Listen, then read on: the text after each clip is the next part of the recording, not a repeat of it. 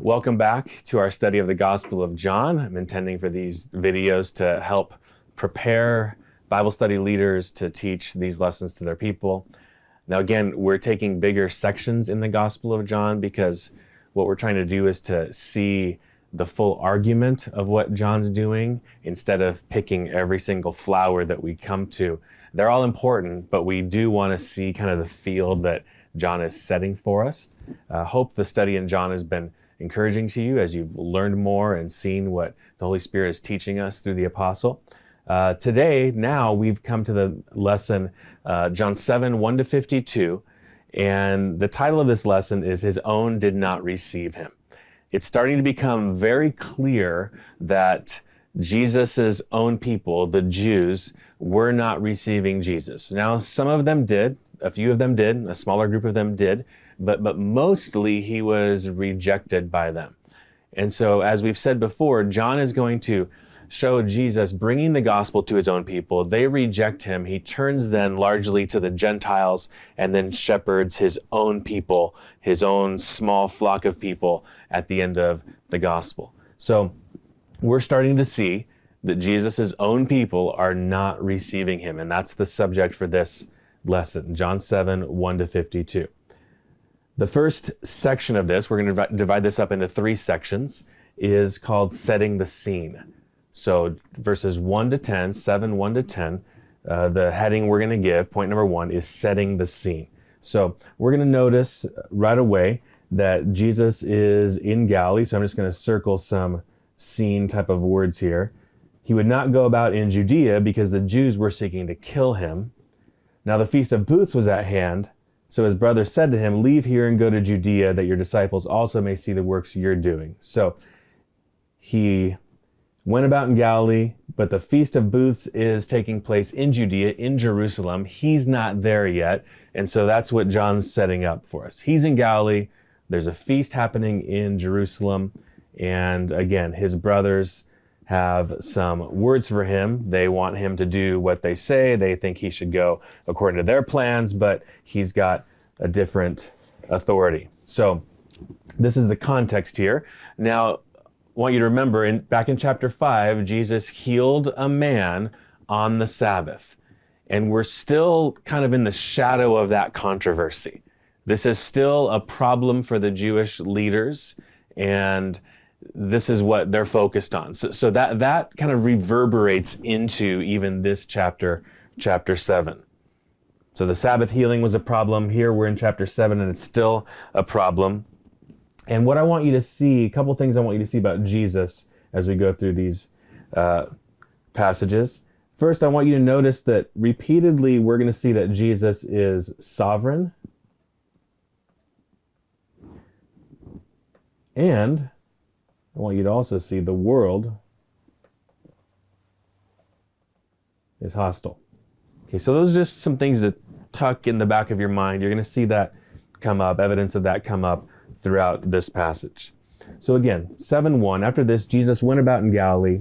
He would not go about in Judea because the Jews were seeking to kill him. Now let's just highlight that in yellow. They're seeking to kill him. So we're starting to see the world. And a little bit later in the passage, Jesus is going to equate the Jewish response, the people who are trying to kill him, with a worldly response. Okay, so the world, or the Jewish people at this time who didn't approve of Jesus, didn't follow him, didn't believe in him, they're seeking to kill him. Now, the Feast of Booths was at hand. This feast where the Jews would go and celebrate God's provision for their ancestors back in the wilderness. He provided them a dwelling place, booths. They would literally camp like in little man-made tents, little booths of sticks. So they're remembering God's care for them, and that's what they're celebrating as they go to the festival in Jerusalem. Now again, Jesus isn't there. He's further north. He's in Galilee, which was his current home region. He's not down at the Feast of Booths. Now the Feast of Booths was at hand. So his brothers said to him, now let's just kind of make mention of his brothers here, okay? We want to circle that. We want to keep them in mind. We know the Jews are seeking to kill him, but now we're introduced to a new group of people, his brothers. So his brothers said to him, "Leave here and go to Judea, so that your disciples also may see the works you're doing." So it makes sense to them that if you want to show off who you are, you've got these followers, then go to the place where everybody is. Go down there and show yourself, show these works, and let everyone see what's going on. Leave here, go to Judea, so that your disciples may also see the works that you're doing.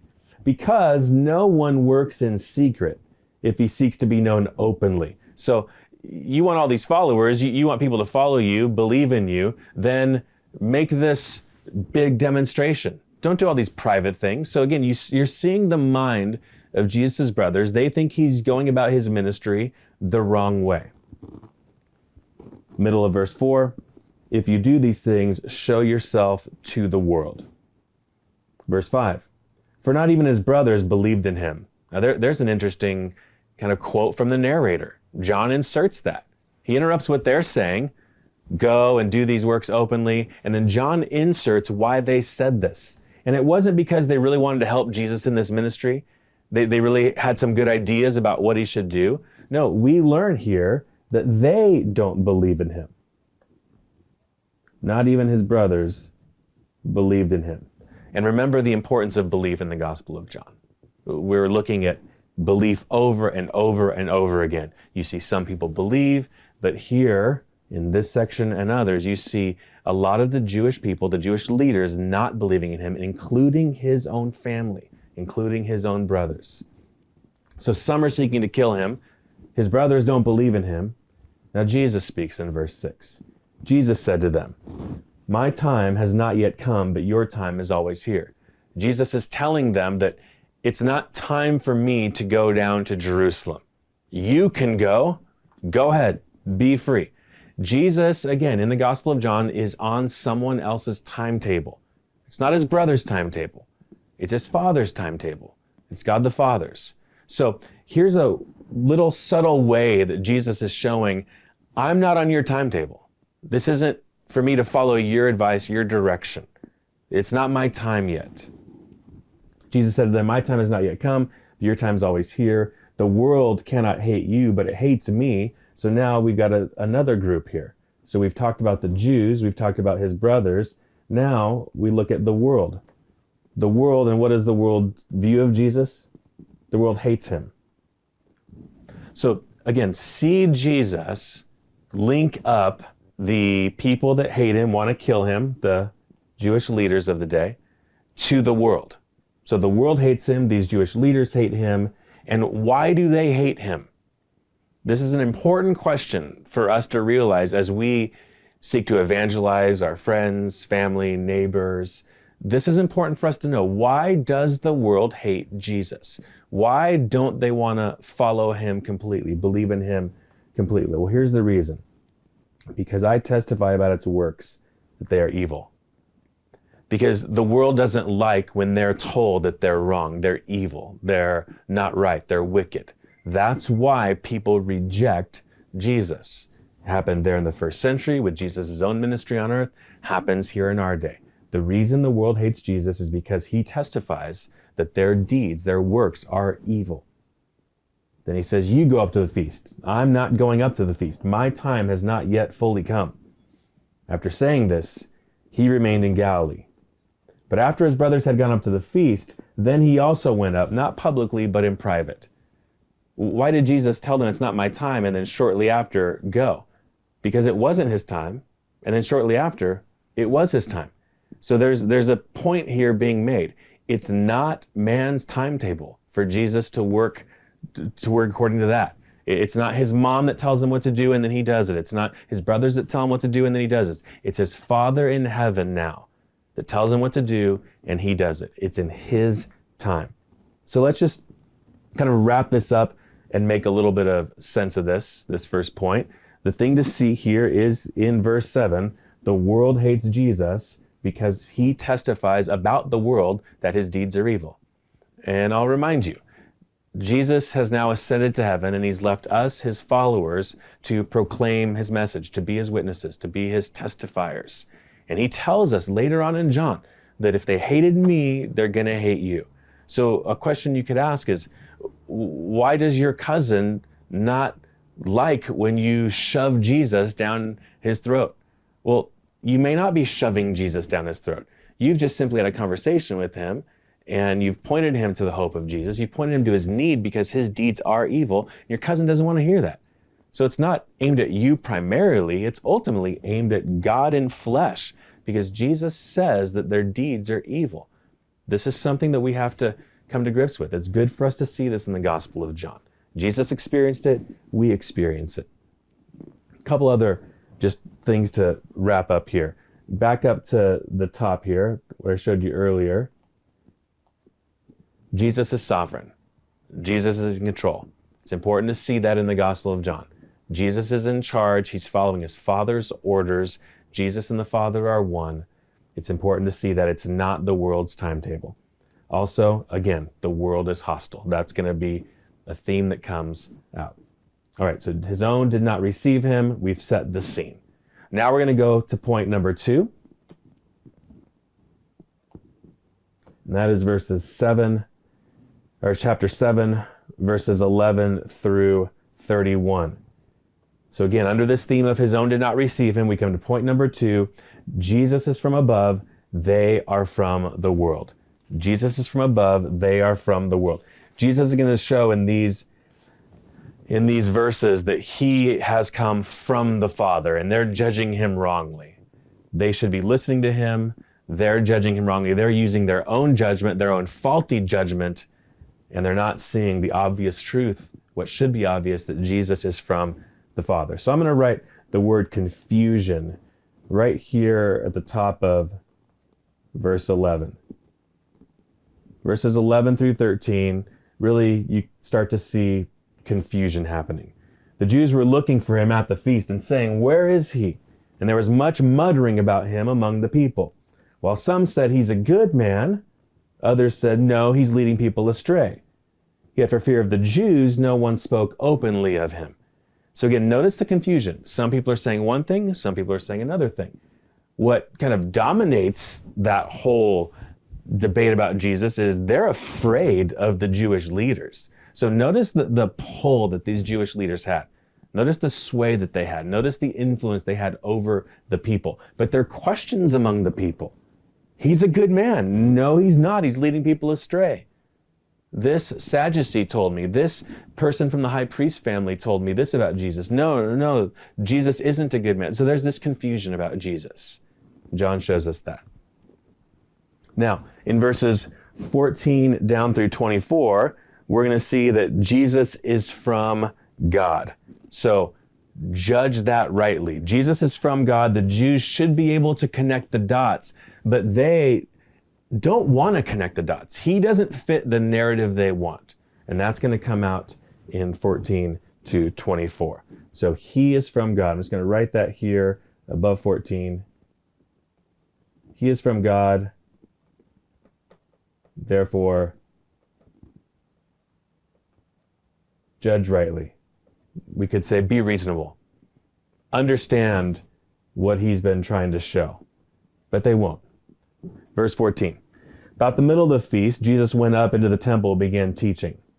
The Jews therefore marveled, saying, "How is it that this man has learning who's never studied?" Again, they are awed by Jesus' authority and Jesus' teaching. Now contrast that with what we saw at the end, or in verse 13. They're afraid of the Jewish leaders and what they're saying. But when Jesus speaks, there's something about him speaking that gets some people. So you're seeing two authorities here, aren't you, in this passage? The Jewish authorities and their sway over people. But when Jesus speaks, man, there's something to his words. Verse 15. The Jews therefore marveled, saying, "How is it this man has learning when he's never studied?" So Jesus answered them, "My teaching is not mine, but his who sent me." Who's he talking about there? The Father. So he hasn't come from the right school. Well, I've got something better than a school. God the Father has given me my teaching. That's the best seminary you could ever have.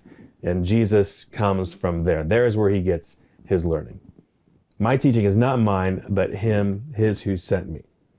If anyone's will, verse 17, is to do God's will, he will know whether this teaching is from God or whether I'm speaking on my own authority. Now that's a key statement there from Jesus. I'm going to underline that. If anyone's will is to do God's will, he will know whether the teaching is from God or whether I speak on my own authority.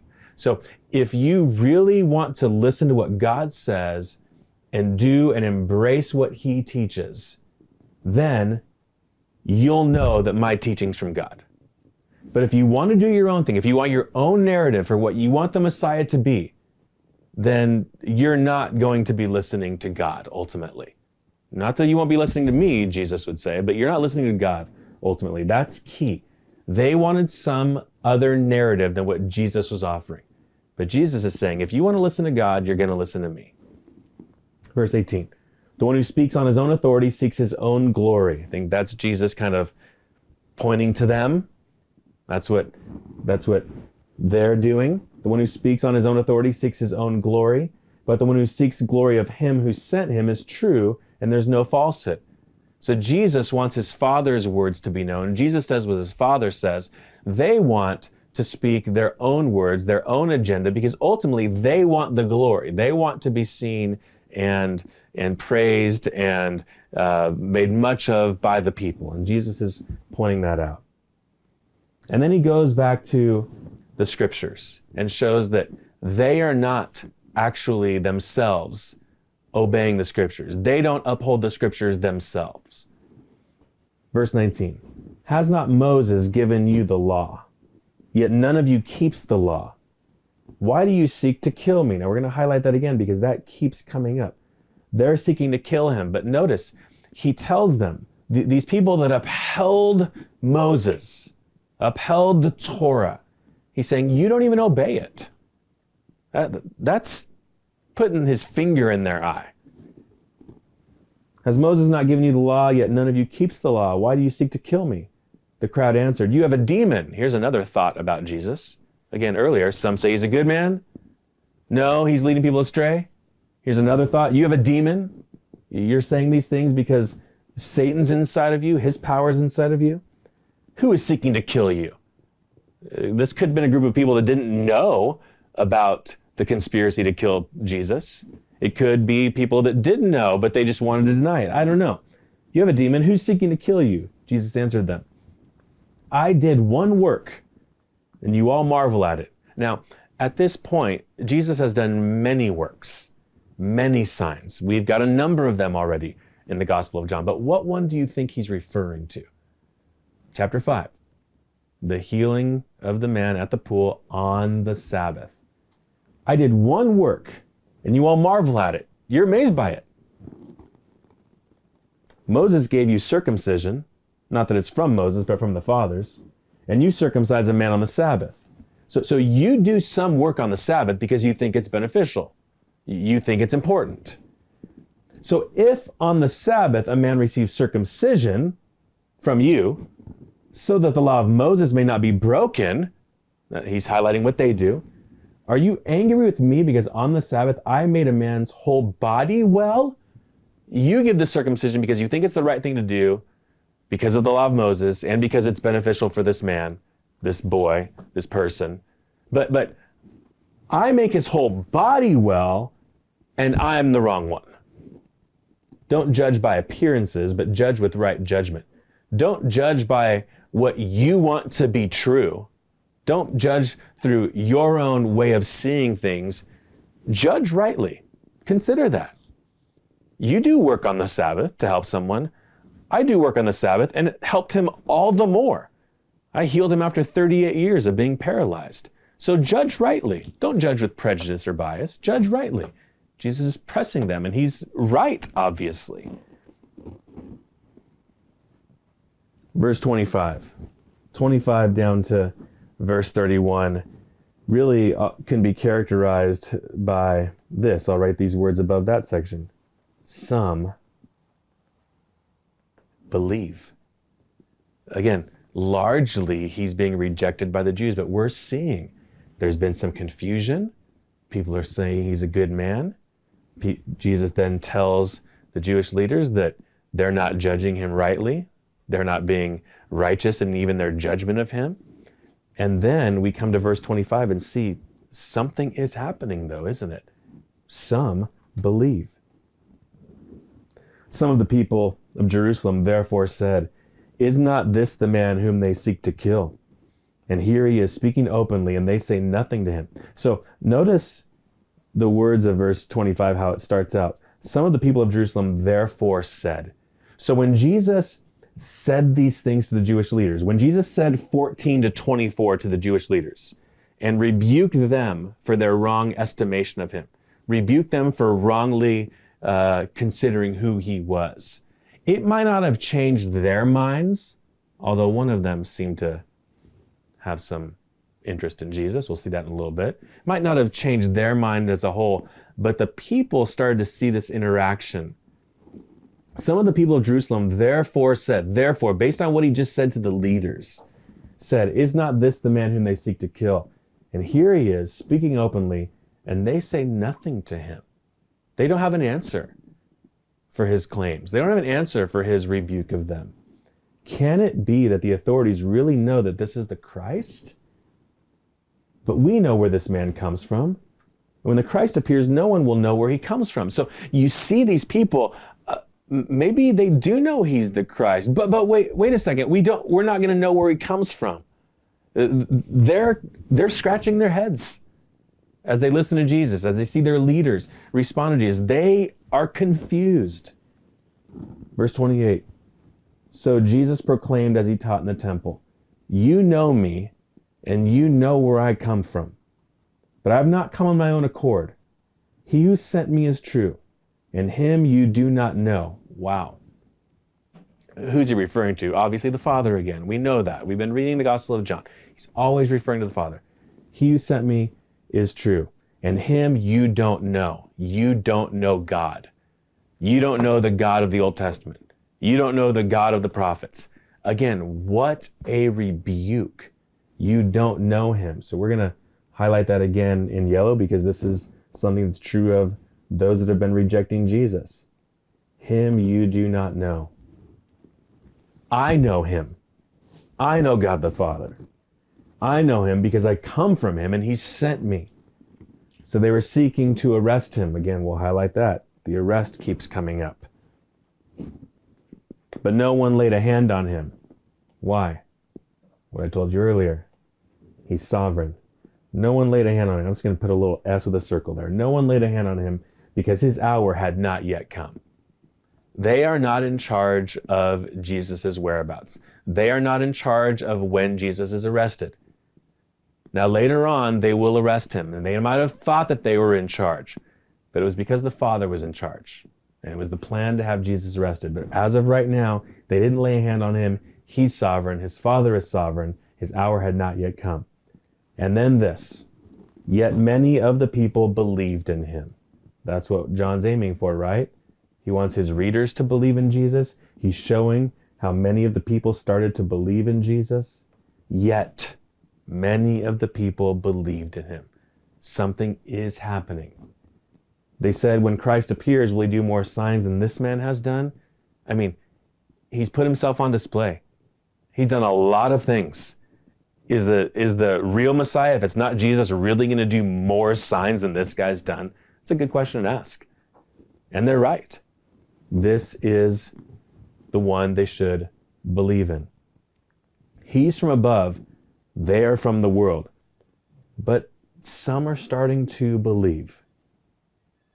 Now, I think at this point it'd be helpful, I'm thinking if I was leading a group, just to praise the Lord for our salvation. We've believed in Jesus. Most people don't. Many don't. But we have. We're kind of that group in 31, aren't we? Yet many of the people believed in him. Is there someone that's going to come and do more than Jesus has done? I mean, he's proved himself.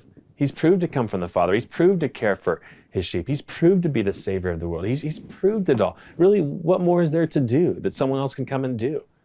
So this is a comforting passage here, really in thinking even of our own salvation. And it's also a passage that hopefully would give you a little bit more endurance even in your own evangelism. I tell people the gospel, I pray for them, no one seems to get saved. There is a remnant. There are people that will believe. So read this from John and stay encouraged. Endure. Keep going.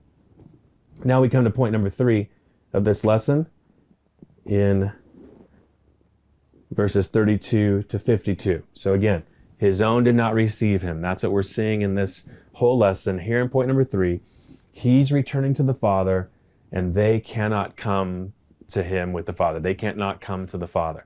So again, he starts this section with more of a rebuke on the people that are not believing in him. Okay, so we just ended the last point number 2 with some are starting to believe, but now he turns back to those that haven't been believing. And I'll write again at the top here, this is Jesus announcing his departure. And this is a rebuke. Or I'm going to put in parentheses, a warning. He's departing. He's rebuking them. They haven't been coming to him. And he's warning them. He's about to leave. Jesus' offer of salvation doesn't last forever.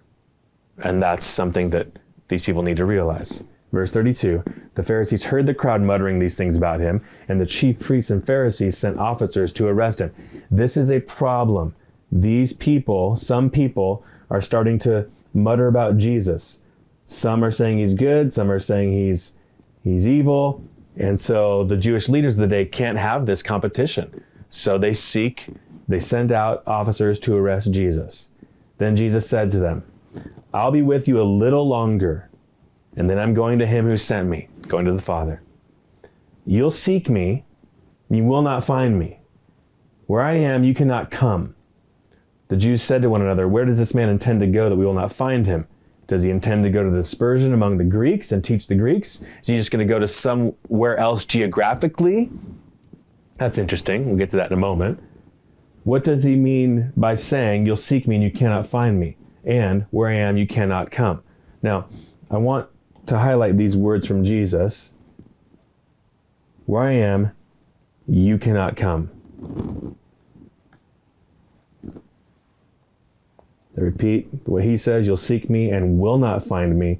Where I am, you cannot come. Why does Jesus tell them that where he is, they can't get to? Where the Father is, they can't get to. They can't get to God.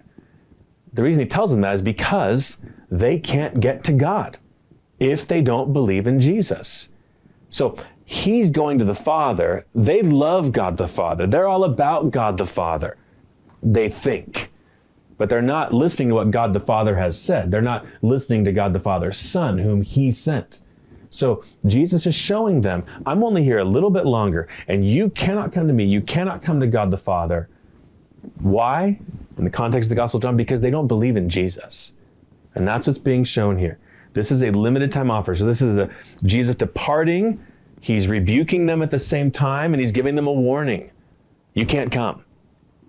Later on, he'll tell his own disciples, his own private group, that they can come to the Father because he's the way to the Father. So this is kind of the opposite of that encouragement in John, in the upper room later on, John 13 through 16. This is the opposite of that.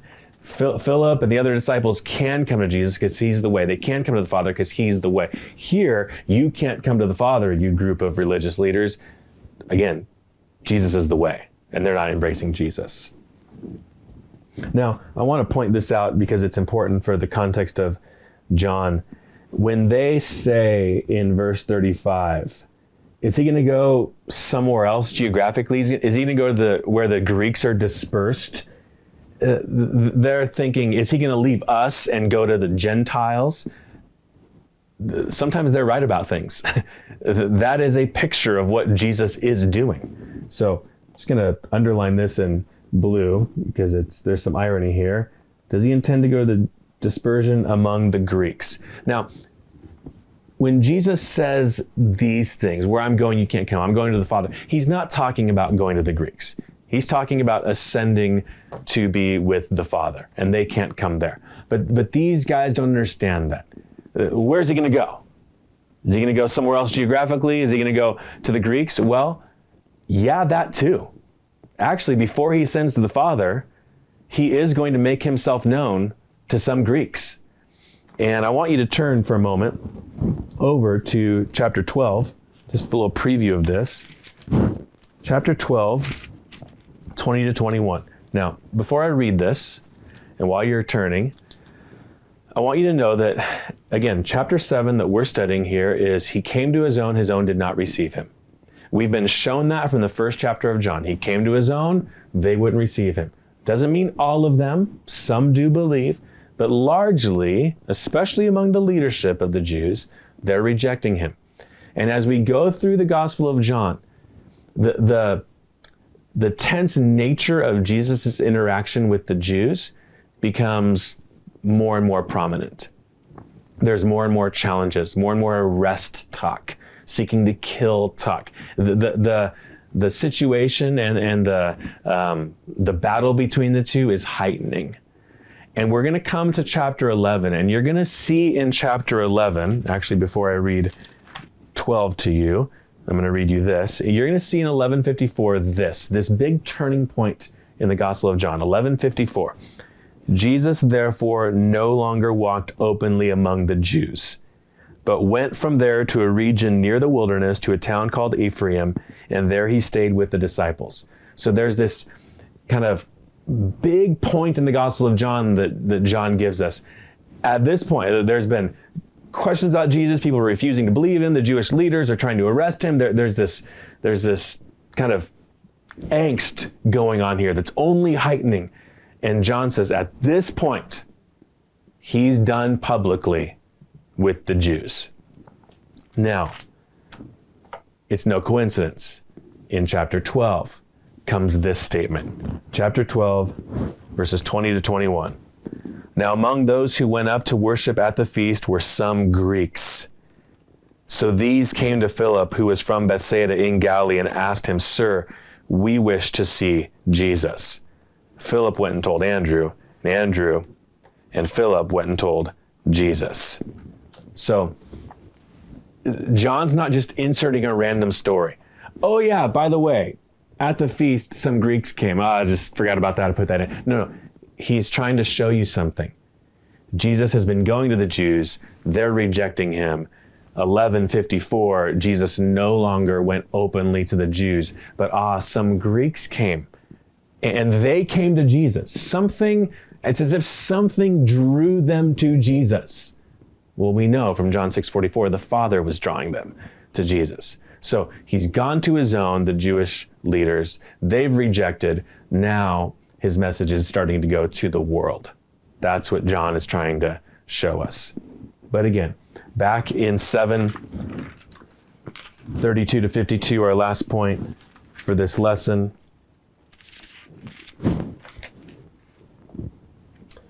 There's Jesus announcing his departure. Starting in verse 32, he's rebuking the religious leaders. He's giving them a warning. And then verse 37, we start to see an invitation. And this is a wonderful invitation. On the last day of the feast, the great day, this is the culmination of the feast, in other words, Jesus stood up and cried out, If anyone thirsts, let him come to me and drink. Now, again, I told you earlier in the chapter, back at the beginning of chapter 7, we learned that this feast was the Feast of Booths. What was one of the things that they were commemorating about the Feast of Booths? They were commemorating God's care for their ancestors in the wilderness. One of the big ways God cared for them in the wilderness is that he gave them water. So on the last day of a feast, meant to remember God's giving their ancestors water, Jesus stands up this big final day and says, if anyone thirsts, let him come to me and drink. And then we're going to highlight this in pink again, as we keep doing whenever we see believe. Whoever believes in me, as the scripture has said, out of his heart will flow rivers of living water. Now this he said about the Spirit, whom those who believed in him were to receive, for as yet the Spirit had not been given, because Jesus was not yet glorified. So to summarize, Jesus is standing up on the last day of the feast, saying, if anyone thirsts, let him come to me and drink. So as the Father provided for our ancestors, your ancestors, I am providing spiritual life for you. You come to me, you believe in me, you will receive spiritual life that comes inside of you. You will have that promise of God inside of you. if you will come to me. So notice the advantages of coming to Jesus. You come to Jesus, and when he goes to the Father, when he's with the Father, you can be with him and the Father. You can't be with the Father apart from coming to Jesus. In addition, you come to Jesus and you receive the Holy Spirit of God in yourself. You become changed. You become new. You receive God's power, God's life inside of you. So come to Jesus. Believe in Jesus. It's at this point, if I were reading through the Gospel of John, and I hope that you all will do this with someone soon. If I were reading the Gospel of John with an unbeliever, I would point to him. I would point to him or her about the ways that Jesus is offering, what he's offering people that come to him. He's offering that they can be right with God. He's offering that they would have a spiritual life. Press that on them. Show them that. Show them the invitation of Jesus at this point. Then in verse 40, we see some more confusion.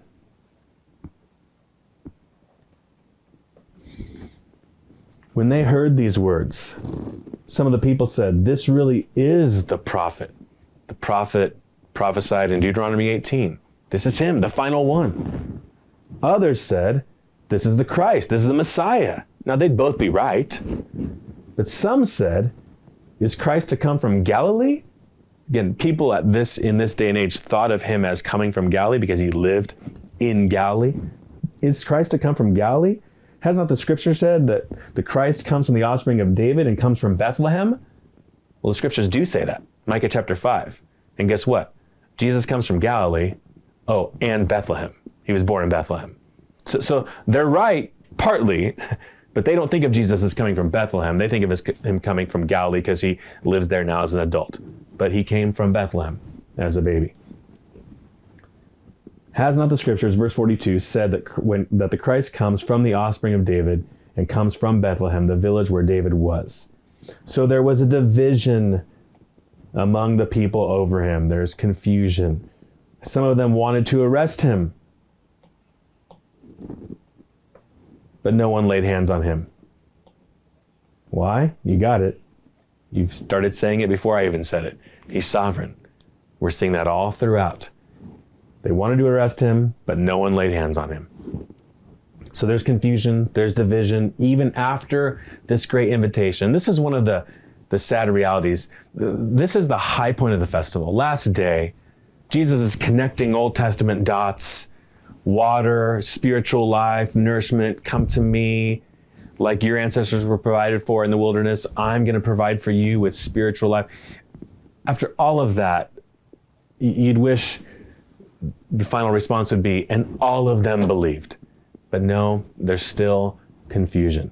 There's still more to look at.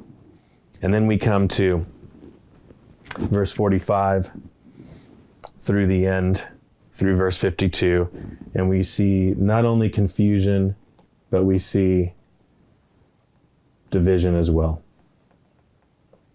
Confusion and division. The officers then came to the chief priests and the Pharisees, who said to them, "Why do you not bring him?" The officers answered, "No one ever spoke like this man." So, hey, we sent you to arrest him. Remember that was earlier in the chapter? We sent you to arrest him. Why is he not here yet? Why haven't you got him and put him into custody? And the answer is shocking. It's not, well, he evaded us, which might be some truth to that, but ultimately, no one ever spoke like him. That's interesting. It wasn't, he outfoxed us. Oh, some people hit him. Why haven't you arrested him? He talks like no one ever has. It seems to be that some of those sent to arrest Jesus are starting to listen to him. They're captured by what he's saying.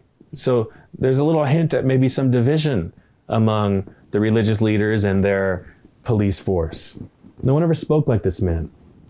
The Pharisees answered him, and I'm going to highlight that in pink. It doesn't say they believe in him, but the officers aren't really falling in line with the people who told them to go and arrest Jesus. Just interesting to see. Verse 47, the Pharisees answered them, "Have you also been deceived? Have any of the authorities or the Pharisees believed in him? So they're saying, have you been deceived? Look at all of us. Have any of us believed in him? So you should do what we're doing. Now, funny you guys should ask that. Have any of us believed? Their answer, they think, is no. But look what John shows us. Have any of the authorities or Pharisees believed in him? But the crowd that does not know the law is accursed. So the only reason some people are starting to believe is because they're accursed. They don't know the scriptures. The irony is, this group, as Jesus has already told us, this group is not following the scriptures. This group of leaders is following the scriptures. But let's go back to the idea. Have any of us believed? Have any of the leaders believed? Verse 50. Nicodemus, who had gone to him before, John chapter 3, and asked a question. Nicodemus, who had gone to him before, and who was one of them, said to them, Does our law judge a man without first giving him a hearing or learning what he does? That's a great question. This is Nicodemus saying, we're not following the normal jurisprudence here. We're not following the normal ways that we're supposed to try a person. Does our law judge a man without first giving him a hearing and learning what he does? This is Nicodemus starting to stick up for Jesus. And it's Nicodemus rebuking the other religious leaders. So again, we're going to highlight Nicodemus also. They replied, Are you from Galilee too? Are you one of his followers? Search and see that no prophet arises from Galilee. Again, in their minds, he's supposed to come from Bethlehem. But Jesus does come from Bethlehem. But he's also currently living in Galilee. And this isn't the last that we're going to learn or hear about Nicodemus. And that's encouraging. So, again, big picture, this lesson, he came to his own did not receive him. Some things I'd want you to make sure that you're seeing as we conclude this. There's division. And that's a good thing to talk about in your groups. There are people that think you are crazy.